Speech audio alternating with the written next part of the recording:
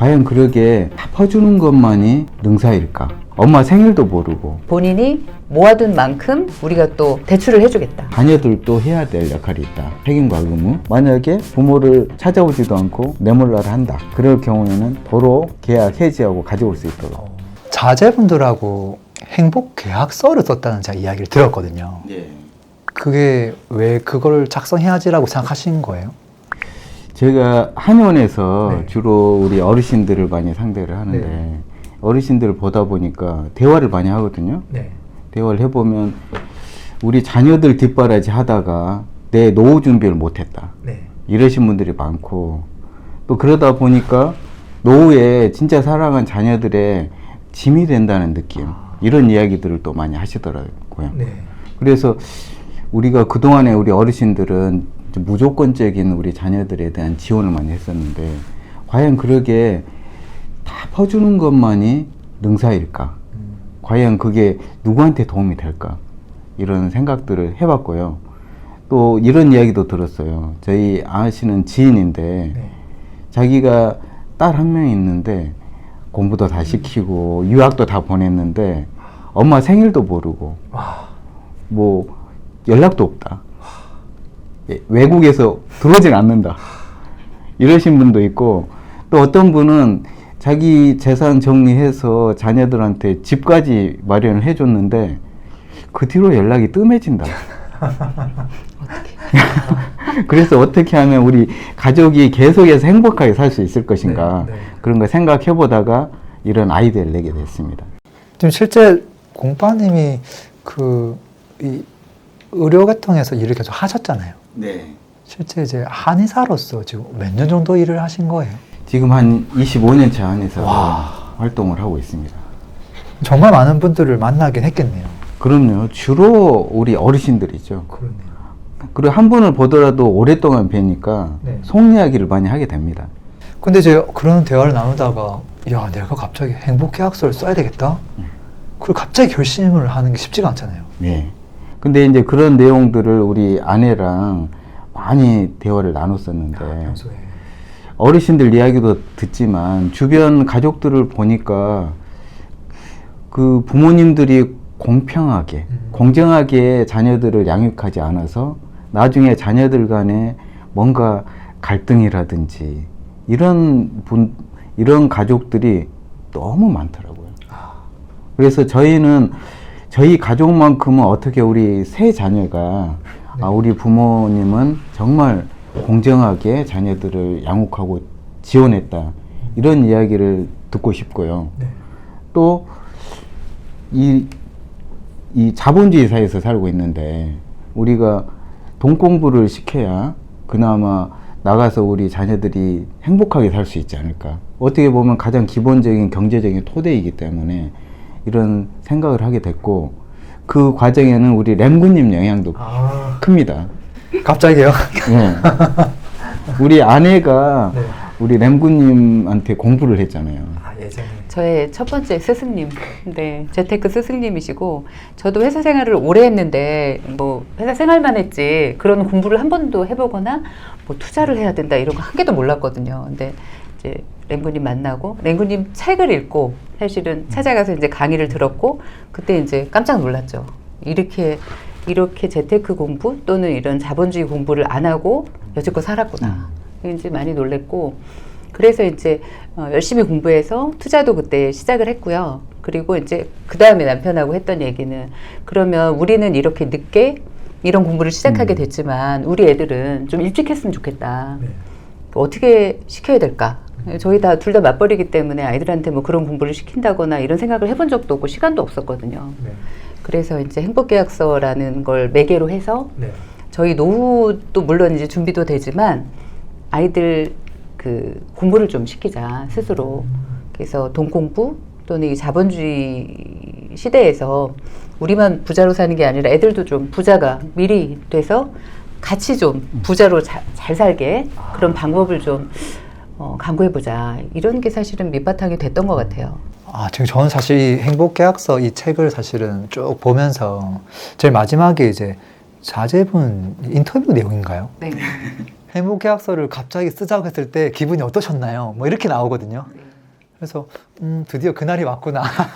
뭐 이렇게 적혀 있어요. 뭐 평소에도 이제 좀 그런 대화가 있었다고 생각하긴 했는데, 야, 근데 이게 저는 단순히 부모와 자녀 간에 어떻게 하면 우리가 행복하게 살 수 있을까에 대한 어떤 조항에 대한 계약서를 쓰는 목적이 아니라 어떻게 보면 자녀에 대한 동공부를 좀 인식을 미리 할 수 있도록 하기 위함이 크네요. 사실은 그 시작이. 부모가 우리 자녀가 필요한 걸 다 대주잖아요. 네. 그럼 다 대주면 우리 자녀들은 돈이 왜 필요하고 돈 버는 게 어려운 점에 대해서 알 길이 없죠. 그런데 성인이 돼서 갑자기 사회에 딱 나가잖아요. 그때부터 뭔가를 배워야 되는데 그러기엔 너무 늦지 않나. 근데 이런 내용들을 학교에서는 좀 부족하고 사회에서도 해주지 않고 그럼 가정에서 좀 책임을 져야 되겠다. 그래서 우리 자녀들만큼은 요즘 사회 문제화 돼 있는 전세 사기 같은 걸 안 당하도록 네. 그러려면은 이 경제에 대한 공부가 철저히 돼 있어야 되고 그런 걸 집에서 시켜보자. 그래서 돈을 규모 있게 자녀들에게 지원을 해서 그걸 가지고 생각해 볼 수 있는 기회를 주고 아주 넉넉하진 않게 그래서 본인이 좀 노력도 해야 될 필요성이 있도록 이런 여러 가지 생각을 해보다가 그런 조항들을 만들었죠. 취지는 확실하게 이해한 것 같아요. 이걸 왜 해야 되는지는. 근데 실제 우리도 한번 해볼까 하는 분들이 있을 수 있잖아요. 행복계약서 안에 어떤 내용이 담겨야 되는지 그것도 좀 궁금할 것 같거든요. 일단은 이제 고바님은 그 노인들을 많이 만났잖아요. 네. 병원에서. 네. 저는 이제 제가 다니는 회사는 사교육 회사였기 때문에 거기서 교사들 또는 이제 그 학생들 또 그 엄마들을 이렇게 보면서 아이들이 돈 공부가 안 돼 있고 돈 씀씀이를 제가 보면서 너무 놀랐어요. 뭐 식당이나 이런 카페 같은 데 가면 돈 쓰는 게 이제 보통이 아니에요. 우린 아까워서 커피를 이렇게 좀 둘이 하나? 이렇게 근데 그런 뭐 차원이 아니잖아요, 아이들이. 그래서 이제 둘이 그런 생각을 했는데 그래서 어떤 조항을 넣을까 그거에 대해서 이제 많이 생각을 하다가 첫 번째는 학자금 지원을 20살 이상이 되면은 성인이 된 건데 언제까지 우리가 지원을 할 거냐. 또 유학 간다고 그러면 또 유학도 돼야 되고 결혼? 그다음에 또 뭐 하여튼 끝이 없는 거예요. 네. 그걸 주변에서 보면서 일단 학자금에 대한 부분을 선을 긋자. 그래서 고등학교까지만 우리가 무상 지원으로 하고 대학교 때부터는 너희들 힘으로 해라. 그런데 아이들이 신용이 없잖아요. 대출을 네. 받을래도 금액도 네. 너무 작고 네. 그러니까 부모가 이제 대출을 해주겠다. 그래서 학자금에 대한 부분을 그렇게 넣었고요. 그리고 이제 저희가 조금씩 또 수정을 해가는데 아이들이 또 의대를 갈 수도 있으니까 뭐 이제 이렇게 6년 동안 한 학기에 뭐 얼마씩 이렇게 해서 대출이 될 수 있도록 그 금액을 한계를 이제 둬서 처음에 정하는 게 첫 번째고요. 500만 원입니다. 네, 한 학기 500. 네. 넉넉하지는 않고 또 그래. 국립대 가면은 네. 아끼면은 다닐 수 있고 그래서 국립대를 많이 갔나 봐요. 애들이 좀 연구를 많이 한 것 같아요. 그리고 두 번째는 이제 대학을 나와서 이제 상환을 조금씩은 하겠죠. 근데 그러면서도 본인들 이제 돈을 좀 모을 거 아니에요. 그걸로 독립을 하거나 아니면 결혼을 할 때 이제 해야 되는데 그 비용을 어떻게 모으게 시키고 또 어떻게 도와줘야 될까에 대해서 생각하다가 이제 본인이 모아둔 만큼 우리가 또 대출을 해주겠다. 그렇게 해서 합쳐서 5천을 모으면 5천을 대출을 해주겠다. 그래서 1억 정도 가지고 독립을 하든지 아니면은 결혼 자금으로 쓰든지 그래서 최소한의 금액으로 그렇게 두 번째 그 독립 자금, 결혼 자금을 딱 정했어요. 일단 큰 돈이 들어가는 포인트를 먼저 잡아주시네요. 네. 그리고 이제 아무래도 금전적인 지원을 하긴 하는데 공짜가 아니라 당연한 이제 뭔가 이자를 지급하면서 그 친구도 돈에 대한 소중함 인식할 수 있도록. 네. 이자는 없습니다. 이자가 없습니까? 무이자 대출입니다. 그래서 이제 상환을 또 시키게 한 거는 아이들이 네. 이제 돈 공부니까 네. 신용이 있어야 되잖아요. 서로 약속이니까. 그래서 일정 금액 상환을 하면 이제 다 의무가 이렇게 다 의무를 다 성실하게 이행을 하면 저희는 저희가 살아보니까 40대에 가장 돈이 필요하더라고요. 투자도 정말 열심히 해보고 싶고 그래서 아이들 40대 그리고 저희는 70대 중반 정도 됐을 때 그때 이제 사전 증여를 하겠다. 그래서 이제 큰 틀은 그렇게 세 가지인 것 같아요. 네. 학자금, 독립자금, 그리고 사전 증여. 그 빌려줬던 걸 바로 회수하는 게 아니라 그거를 그냥 증여 형태로 주겠다. 그게 아니고요. 이제 빌려두는 돈은 이제 그 계정에 쌓고 네. 갚는 돈도 쌓고 네. 그렇게 해서 이제 학자금, 독립자금이 나갈 거잖아요. 네. 그럼 저희가 사전 증여를 할 때 정산을 해보면 다 나오죠. 첫째는 얼마 빌려가서 얼마 갚았고, 아. 둘째는 얼마 이렇게 하면은 우리가 증여를 하려고 한 예전 금액이 있을 거잖아요. 그 금액에서 플러스 마이너스를 하면은 세 명한테 정말 공정하게 나눠줄 수 있는 거죠. 그런데 무조건 사전 증여를 하는 건 아니고, 우리가 그러면 부모가 일방적인 책임과 의무만 지는 거잖아요. 우리 자녀들도 해야 될 역할이 있다. 책임과 의무. 그래서 본인이 직장에서 일해서 일정 부분은 갚아야 된다. 네. 상환을 일정하게 해줘야 되고, 최소한 본인 급여의 10% 이상은 해야 되고, 두 번째는 가족 구성원으로서 1년에 3번은 만나자. 엄마 생일, 아빠 생일, 그리고 연말에 한 번. 이렇게 했더니 저희 딸이 그때만 만나는 거예요? 아니 그냥 최소로 정해놓은 거야. 이렇게 이제 얘기는 했는데 저희가 해마다 이렇게 만나서 연말에 이제 항목 중에서 너희들이 좀 조율을 해서 좀 변경하고 싶은 거 있으면 얘기해라. 이렇게 해서 또 계약서도 조금씩 변해가고 있어요. 네. 세 번째 또 책임과 의무가 있는데 1년에 6번, 네. 2달에 한 번씩 독후감을 써야 됩니다. 오, 우리 자녀들은. 빡센데요. 이 조항 때문에 우리 애들하고 좀 논란이 있긴 했었는데 네. 그런가요? 쓰기 싫은데 이걸 써야 되나. 근데 저희는 이것은 우리가 양보할 수 없다. 은행에서도 쉽게 대출 안 해준다. 네. 신용을 얼마나 철저하게 검사를 하고 갚을지 못 갚을지 다 따져가면서 대출을 해주는데 이것은 우리가 무이자 대출 해주는 대신에 또 열심히 또 살기도 바라고 공부를 해야 또 열심히 살 수 있기 때문에 꼭 놓고 싶다 해서 관철을 시켰고, 근데 하다 보니까 우리 자녀들도 이게 좋다는 걸 알게 된 것 같아요. 그래서 독후감 올리는 걸 보면은 이게 도움이 되지 않겠나 이런 생각을 하고 있어요. 이때까지 아이디어 중에 이 아이디어가 제일 마음에 들어요. 정말요? 저는 개인적으로. 독후감은 저희 블로그에 오시면 보실 수 있어요. 그리고 이제 그 책에서도 아이들이 이렇게 직접 대답한 거 있잖아요. 네. 그거는 책을 저희가 쓰면서 10개 항목으로 제가 아이들한테 이렇게 단톡방으로 보냈어요. 그래서 추천 도서를 또 미리 선정해 놓고 또 제안도 했다고 네네, 하더라고요. 네. 그것도 하고 있고요. 네. 그래서 이제 그 항목을 주고 또 이제 답변이 왔잖아요. 그래서 네. 그거는 토시 하나 고치지 않고 그대로다 책에 올렸던 것 같아요. 거기 실명이 공개가 되지 않았는데 많은 사람들이 누가 첫째고 누가 둘째고 누가 셋째인지를 다 알더라고요. 그럴 수 있겠네. 성향이 있으니까. 네. 근데 이제 계약서라는 게 이제 아무래도 그냥 구두로 하는 것보다는 조금 효력이 있잖아요. 그럼요. 근데 혹시 이걸 뭐 안 지켰을 때 페널티가 있나요? 페널티가 있죠. 당연히. 있어요? 예.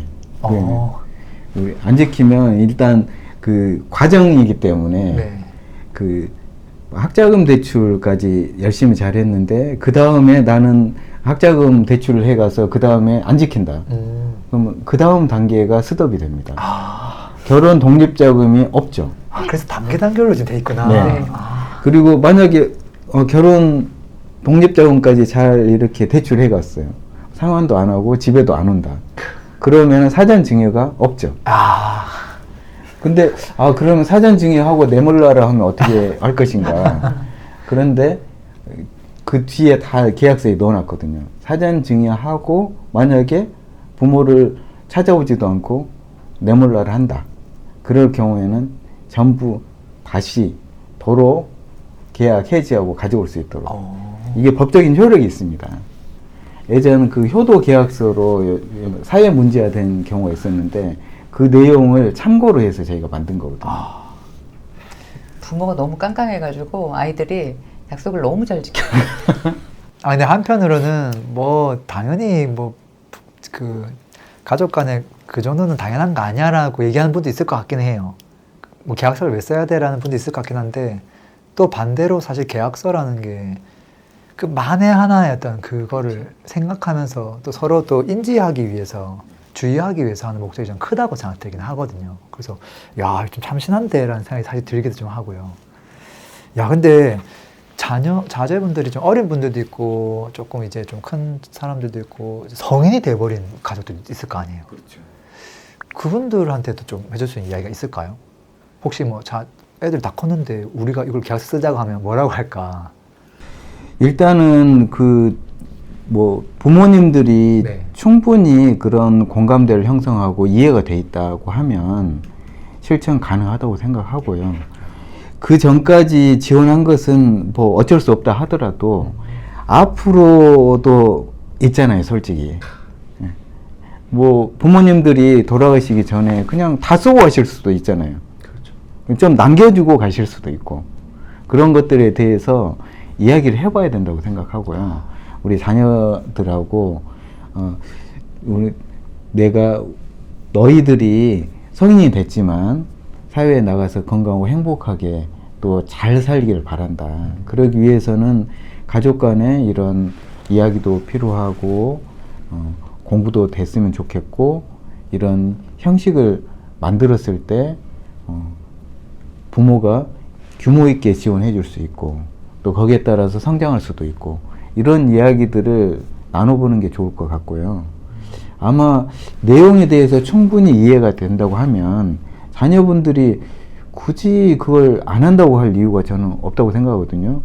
그냥 내용이 뭔지를 모르고 부모님하고 계약서를 써야 돼? 그럼 선입관 때문에 싫다고 할 수는 있는데 그 취지나 내용을 읽어보면은 안 할 수는 없다. 그렇게 생각합니다. 그러면 계약서를 만드는 주체는 부모님이네. 그래도 조항을 설계하거나 하는 것들. 그렇죠. 그게 주체가 돼야 된다고 생각하고요. 특히 그 배우자하고 엄마 아빠가 충분히 대화가 돼서 합의가 되는 게 가장 관건이라고 생각합니다. 서로 생각이 다르면 실천하기가 어렵죠. 근데 저희 그 구독자들, 우리 채널 구독자들 중에서 네. 이제 저희 행복계약서를 영상으로 책이 나오기 전에 영상으로 먼저 이제 보신 분들은 힌트를 얻으시고 본인도 본인 가정에서 계약서를 있어요? 많이 인증을 많이 해주셨어요. 똑같지는 않더라도 네. 각 가정마다 상황이 다르기 때문에 네. 그걸 힌트를 얻어서 실천하시는 분들이 있더라고요. 그분들이 나이가 그러면은 저희 구독자들은 거의 저희랑 비슷하거나 저희랑 비슷한데 네. 저희가 이 행복계약서 이야기를 해보면 저희 세대하고 저희 아래 세대는 굉장히 공감을 하시고요. 저희 한참 위의 세대는 이해를 못 하시고 뭐 이렇게 야박하게 뭐 그럴 그런 걸 하냐 뭐 막 이러세요. 그거 다 퍼줘야지 지금 뭐냐. 근데 저희가 이거를 행복계약서를 자세히 이해를 해보시면 사실은 모았다가 주는 거거든요. 계속 또 모았다가 주고 사전 증여해주고. 자녀 입장에서는 손해볼 게 1도 없는데요. 아니, 근데 저희 큰아들이 아니 저희 아들이 큰아들이죠. 아니 큰아들은 여기 있고요. 저희 아들이 처음에 행복계약서 얘기를 했을 때 본인은 대출이 싫대요. 그래서 본인은 안 하겠다고 하더라고요. 그럴 수 있죠. 그럴 수 있죠. 오케이 안 해도 된다. 뭐 항상 이건 모든 계약은 다 자유고 이게 쌍방이 다 합의가 돼야 계약이 되는 거니까 오케이. 그리고 이제 기다렸죠. 그랬더니 아들이 군대 갔다가 제대할 때쯤 이제 많은 생각을 해본 모양이에요. 그러더니 전화 왔어요. 엄마 그 계약 아직 유효하냐고. 유효하다. 그래서 또 계약을 하게 됐어요. 본인의 플랜을 짜는데 도움이 될 것 같아요. 이게 저도 예전에 지방에 있다가 서울에 이제 고시원을 이제 2달 예약해가지고 그때 막 컴퓨터 이거 프로그래밍 공부한다고 서울 올라와가지고 미친 듯이 공부했는데 그 올라가는 비용들이 필요한 거예요. 자는 비용, 학원 그렇죠. 수강 비용. 근데 그걸 2개월 하고 나면 이게 1년짜리로 늘어날 수도 있거든요. 그 과정이 길다 보니까. 근데 부모님한테 손을 이제 벌리는데 저희 나름대로 사업 계획을 써가지고 제가 이 과정을 듣고 뭘 해가지고 어디 취업을 해가지고 이 분야에서 어떻게 하겠습니다 하게 제출을 하니까 흔쾌히 응해 주시긴 했었거든요. 근데 그 경우도 만약에 무슨 계약서 같은 게 있었다고 하면 야 이거는 내가 요청해도 지원을 받을 수 있겠구나 이 정도까지는 그럼 내가 이 플랜을 한번 해볼 수도 있겠다 이런데 분명히 도움이 될 것 같아요. 야 오늘 이거 제가 해야 될 것 같은 느낌 많이 드는데요. 저는 이거를요 저희 제 딸이 둘인데 이 친구들하고도 하고 싶고요. 그다음에 부모님하고도 제가 계약서를 써가지고 제안하고 싶거든요. 오히려 역제안. 부모님 제가 1년에 이렇게는 무조건 만나는 걸로 합시다. 이렇게 해두면 요 정도만 가도 계약을 잘 지켰구나 하실 것 같고, 이 계약서가 없으면 너희는 또 언제 오니? 언제 오니? 또 그럴 수도 있잖아요. 맞아요. 그게 명쾌한 게 좋지 않을까. 사실은 저희가 그런 네. 생각도 했었어요. 명절 때 직장을 이제 다 일이 있다 보니까 명절 때 막 그 몇 시간씩 막혀가지고 이렇게 가서 네. 저희는 또 차례도 안 지내거든요. 음. 그러니까 이게 정말 힘들잖아요. 네. 쉴 수 있는 시기는 사실 그때뿐인데. 그래서 저희는 그 바탕에 그런 생각도 했었어요. 아이들 고생시키지 말자. 그래서 명절 때는 아이들 여행 가고 그냥 좀 쉬도록 하자. 그래서 오지 말라고 하고 부담 아예 없게 그렇게 하고 1년에 한 서너 번만 꼭 왔으면 꼭 만났으면 하는 시기를 미리 정해서 네. 최소한 그 정도만 그냥 같이 얼굴 보고 맛있는 거 먹고 즐겁게 하고 딱 돌아갈 수 있도록 그런 것들을 좀 장치를 해놓자 이런 생각을 하고 만들었어요. 더 오는 건 환영입니다. 당연하죠. 그렇지만 그것만 해도 자녀 입장에서는 뭔가 죄책감이 없잖아요. 네. 그러니까 사실은 우리 모두 다 죄책감을 어느 정도는 가지고 살잖아요. 근데 아까 여기 이제 행복해학서 취지 안에서 동공부를 자녀가 하는 것들도 조금 필요하다고 말씀을 해주셨는데, 혹시 이걸 쓰고 나서 자제분들이 조금 돈에 대한 관점 네. 조금 변화된 것도 좀 있을까요? 많아요. 그래요? 네. 저희 일단 첫째 같은 경우는 지금 직장 생활을 한 1년 반 정도 했거든요. 근데 이미 종잣돈을 많이 모았고요. 와. 그리고 본인이 이제 그 초등학교 교사를 하면서 학교 근처에 그 집을 얻을 때도 저희한테 손 안 벌리고 그 청년 버팀목 대출을 다 알아봐가지고 네, 또 대출 받아가지고 집도 얻었고요. 금리를 저렴하게 주니까. 네, 그리고 뭐 ISA 계좌를 만드는 거라든가 아니면 ETF 투자하는 거 네. 또는 가상화폐 투자하는 거 이런 것들을 공부를 해서 저희하고 막 상의도 하고 이러면서 이렇게 나눠가지고 아주 알토랑처럼 잘하고 있더라고요. 그리고 이제 네. 처음에는 꿈이 없다고 그래서 이제 사실은 그럼 초등교사 이거는 이제 장치로 이렇게 어떻게 해가지고 사실 대학을 갔는데 초등교사가 꿈은 아니었어요. 그랬는데 삼수를 본인이 하고 저희 애들이 다 삼수를 했거든요. 다 삼수를 하면서 지금 사실은 자제분이 세 분인데 3명 지금 다. 모두 지금 교사가 된 거잖아요. 네. 진짜 와 대박이다 진짜. 네. 근데 다 삼수를 했고 그때 이제 많은 생각을 했던 것 같아요. 그러면서 일단은 초등교사를 해보고 싶다. 그래서 이제 갔는데 가서 그 교사를 하면서 자기 꿈이 뭔지를 알았어요. 큰애 같은 경우는 자기는 수의사를 하고 싶다. 그래서 그 이제 돈을 얼마를 모아서 어느 나라로 가서 뭐 본인에게 유리한 그래서 그 수의사 그 자격증을 딸 수 있는 그런 계획을 다 세우고 인생 플랜을 다시 한번 쫙 세우더라고요. 그런 게 이제 그 돈하고 왜냐하면 부모님이 주시진 않을 거니까 유학할 것도 본인이 어느 정도까지 모아서 어떻게 가서 어떻게 그 꿈을 펼칠지 계획을 쫙쫙쫙 세우더라고요.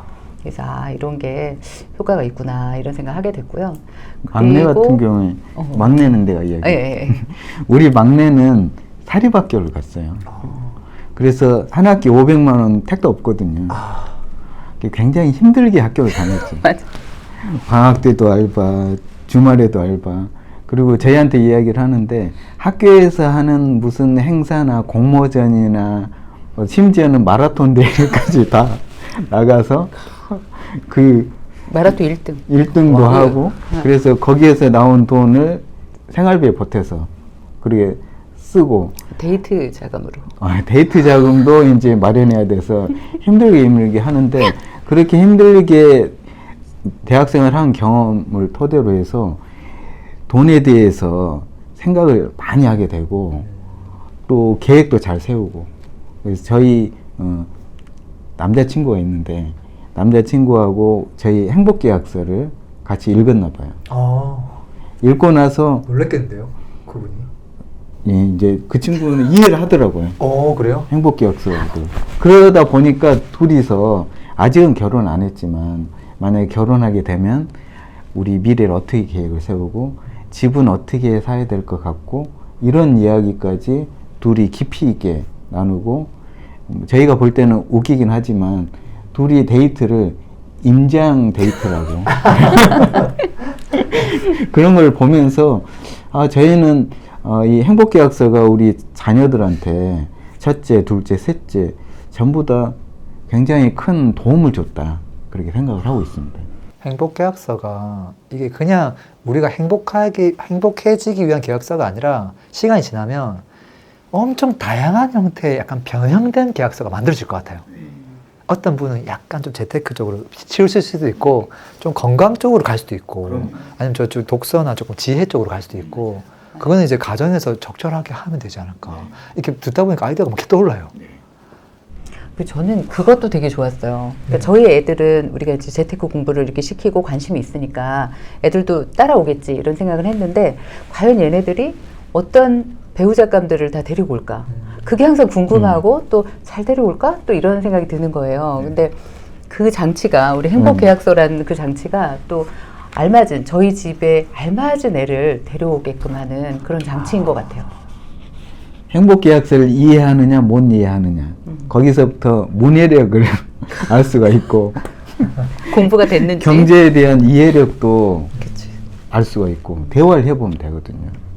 그래서 저는 그 아이디어가 참 좋은 것 같고 우리 애들은 엄마 아빠랑 평생 같이 자랐기 때문에 무슨 이야기를 하더라도 서로 통하는데 우리 자녀들의 배우자들이 생겼을 경우에는 좀 다르잖아요. 그렇죠. 들어왔을 때 가정 안의 화목이라든지 그리고 돈 문제에 대해서 좀 불공평하게 했을 경우에 사실은 우리 자녀들은 이해할 수 있어요. 그때 누나는 어떤 상황이어서 좀 더 해줬지 이런 게 될 수 있지만 근데 배우자는 힘들어요. 힘들죠. 근데 사실 가족도 그거 가지고 나중에 이야기 많이 나와요. 그렇죠. 형은 장남이라서 부모님한테 뭐 많이 받았잖아. 나는 맞아요. 하나도 못 받았어. 이런 맞아요. 걸로 맨날 싸우거든요. 근데 그게 금액이 사실 크진 않잖아요. 맞아요. 그런데 그게 뭔가 소 한 마리를 잡았다 뭐 이런 거거든요. 맞아요. 투명해지는 거죠. 그러니까 아이들끼리 저희 그런 건 있는 것 같아요. 뭐 누구를 더 지원을 많이 해줬다, 뭐 이런 뭔가 공정하지 않다는 그런 데서 오는 그 기분 나쁨, 뭐 이런 것들은 저희는 없는 것 같아요. 아이들이 우리 부모님은 빡빡하긴 해도 너무 깡깡하긴 하지만 정말 공정해 이런 느낌이 있는 것 같아요. 근데 이제 자녀에 대한 돈 공부, 돈 얘기를 뭐 계약서를 쓰면서 갑자기 시작하면 안 될 것 같고 그 전부터 뭔가 조금 품을 열어야 될 것 같은데 그때 어떤 타이밍에 어떤 식으로 하는 게 좀 도움이 될까요? 저희는 그렇게 했었어요. 그 큰아이 고등학교 때, 작은아이 막내가 중학교 때. 고등학교 입학 전이 딱 좋은 것 같아요. 저희가 해보고 나서 내린 결론이. 왜냐하면 우리가 부모들 입김으로 학교를 가는 경우가 많잖아요. 여기가 전망이 좋으니까 너는 여기 가야 돼. 어떤 경우에는 초등학교 때부터 의대 보내기 위해서 또 무슨 특목고 보내기 위해서 준비를 다 부모님이 해서 자녀들을 키우는데 저희는 그건 좀 맞지 않다고 생각하고 본인이 본인의 미래를 결정하라고 생각을 깊이 해봐야 되는데 중고등학교 시절이 그때가 정말 좋은 기회고 그 고등학교 가기 전에 이런 계약서를 통해서 생각을 해보면 내가 나중에 대학을 어떤 대학을 가야 될지 미리 생각을 해보고 또 고등학교 3년 동안 어떤 준비를 해야 될지 이런 걸 시간이 어느 정도 여유가 있기 때문에 그때가 좋을 것 같아요. 그래서 저희 자녀들은 아마 그때 했기 때문에 국립대 쪽을 많이 선택을 하지 않았을까 그런 생각도 들고요. 그리고 뭘 해야 될지 모르잖아요, 우리 자녀들이. 네. 그런데 본인이 찾아야지 부모들이 다 해주는 건 맞지 않다. 그래서 저희는 우리 애들이 다 뭘 해야 될지 모르겠다 해서 꿈이 없다 했지. 네, 꿈이 없다고 해서 저희는 그러면 우리나라에서 제일 좋은 국립대학을 가야 된다. 방송통신대학교가 좋다. 진심으로 이야기를 했어요. 그래서 본인들이 꿈이 생길 때까지 그래도 공부를 하는 게 좋고 일하면서 공부할 수 있는 대학이고 동문도 제일 많고 학교도 국립이고 좋은 학교고 그러게 권했는데 아무도 방송통신대는 안 가더라고요. 좀 진심이었는데. 진심으로 그랬는데. 근데 아이들이 그래도 그렇게 삼수를 다 하면서 저희가 이제 삼시세판은 해보는 거다 했거든요. 원한다면 할 수 있다. 근데 이제 다 동네 그 공공도서관 다니면서 인강으로 다 공부를 했어요. 그래서 돈도 들지는 않았지만 기간적으로 이제 3년이라는 시간이 아까운 시간이 아니다. 그리고 너희들한테도 필요하고 뭐 우리도 괜찮다. 그래서 그렇게 했던 게 참 잘한 것 같아요. 그때 아이들이 생각을 무지 많이 했다고 하더라고요. 그러면 지금 이제 사실 행복계약서를 이 영상을 보고 취지 괜찮은 것 같은데 나도 해봐야지 이런 분도 있을 것 같긴 하거든요. 근데 그분들이 이제 그런 마음만 이제 먹었잖아요. 그 완전 시작 단계에서는 또 어떤 조금 마지막 조언 해주실지 한 말씀 해주시면 좋을 것 같습니다. 좀 현실적인 첫걸음. 저는 일단은 부모님, 그러니까 엄마, 아빠, 남편과 아내가 일단은 합심이 돼야 돼서 이야기를 많이 나눠봐야 될 것 같아요. 서로 일단 뭐 뜻이 다른데 이걸 일관되게 할 수가 없잖아요. 그리고 이건 진짜 평생에 해야 되는 일이기 때문에 이견이 있다면 맞추는 일이 먼저거든요. 그래서 둘이 일단은 먼저 충분한 얘기를 하는 시간이 필요하다고 생각하고요. 그리고 나서는 아이들하고 이런 돈 이야기를 일상 대화에서 식탁에서 이렇게 많이 해야 된다고 생각해요. 근데 예전에 우리 부모님들은 절대로 그런 얘기를 안 하셨잖아요. 근데 그런 것보다는 자주 얘기하고 또 저희 이렇게 뭐라고 해야 돼? 우리가 관심 가는 것들을 아이들도 같이 참여하게 해서 많은 얘기들을 좀 하고 그리고 그렇게 돈 이야기 또는 어떤 부자 되는 이야기들을 하는 게 이게 질라진 게 아니고 그냥 자연스러운 그런 분위기가 연출이 일단은 돼야 될 것 같아요. 그러기 위해서는 부모님도 공부를 좀 하긴 해야 되겠네요. 그렇죠. 그래서 저희 채널 이름이 공부하는 엄마 아빠입니다. 그래서 줄여가지고 이제 공빠님, 공마님 이렇게 지금 닉네임을 공부하는 쓰고 있는 아빠, 거죠. 공부하는 엄마. 그러니까요. 행복하고 부자 되기 위해서는 공부를 해야 된다. 네. 뭐 조금 더 실질적인 행복 계약서와 관련된 영상들도 다 올려두셨다고 했잖아요. 네. 지금도 볼 수 있는 거죠. 볼 수 있습니다. 공빠님 채널에 가면 그 영상들 볼 수 있으니까 좀 궁금한 것들 좀 해소하는 시간이 있으면 좋을 것 같고요. 저도 일단 저부터 행복 계약서 한번 작성을 좀 해보도록 하겠습니다. 그리고 또 궁금한 거 있으면 또 여쭤보도록 할게요. 오늘도 귀한 말씀 고맙습니다. 감사합니다. 광고 한번 하겠습니다. 집값이 왜, 언제 오르는지, 어떤 게 저평가인지 판단하지 못하면 계속 흔들릴 겁니다. 기초 강의는 이 강의 하나로 충분합니다. 물고기 잡는 법을 알려드립니다. 내 집 마련에 대한 니즈가 참 많습니다. 그래서 실전 수업을 만들었고요. 개인 컨설팅에 가까운 수업입니다. 내 집 마련을 못할래야 못할 수가 없습니다. 지식을 온전히 내 것으로 만들고 싶은 분들은 스터디가 마음에 드실 겁니다. 똘똘한 한 채부터 재건축, 재개발, 돈 되는 투자처 함께 찾고 싶은 분들을 위한 스터디 준비되어 있고요. 현금 흐름 만들기 위한 다양한 수익형 부동산 종목을 배우는 스터디. 목적에 맞게 선택하시면 됩니다. 링크는 설명란 및 댓글에 남겨 놓겠습니다. 강의 때 뵙겠습니다.